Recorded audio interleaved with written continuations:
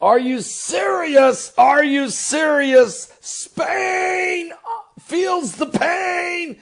And folks, they're about ready to they're on the brink. They're on the brink. There's been heavy protesting. We know 900 people were shot with rubber bullets about a week ago. Tear gas, as the people are upset in Catalonia. But today, the leader that is pushing for the region of Catalonia to declare their independence, the leader, a man by the name of Carles Puigdemont, is going to address he's going to give an address, which they say he's going to do a declaration of independence for the region of Catalonia. Now, the future of the region stands on the edge of a knife as the world waits with bated breath for Puigdemont's speech this afternoon. There is speculation he will announce a unilateral declaration of independence in his 4 p.m. address there locally in Spain. And Spanish authorities are ready to arrest him if he goes ahead with his demands, according to Bloomberg. Now, the Catalan police have sealed off Barcelona's parliament from the public for safety reasons, and the city's mayor has urged both Puigdemont and Spanish Prime Minister Maria Rajoy to de-escalate the crisis. Expectations are high that Mr. Puigdemont will ask Parliament to declare independence on the basis of a referendum law it passed last month. It comes after a vote of 90% of the people backed breaking away from Spain. But, of course, the Spanish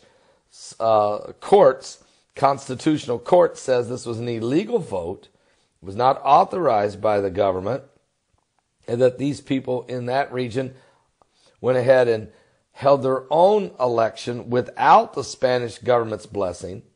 Not everybody got a chance to vote because there was protesting in the streets, and Spain sent in their police to start breaking heads and busting windows and shutting down voting booths. Yet the vote was still held.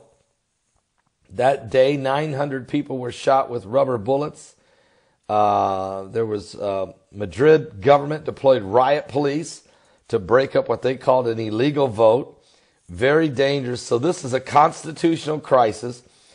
This is it looks as if the people of Catalonia want to be their own government and want to break away from Spain and become their own country. But not everybody there wants to. It's not clear what the percentage really is. It's not 90%, but it probably is more like 60-40. And so, if you really truly believe in, their reasoning is pretty simple. They're not getting a fair shake. They're paying high taxes. They're supporting the rest of the country, and they're not getting a fair shake, and they're tired of it. Okay, so that's really their complaint.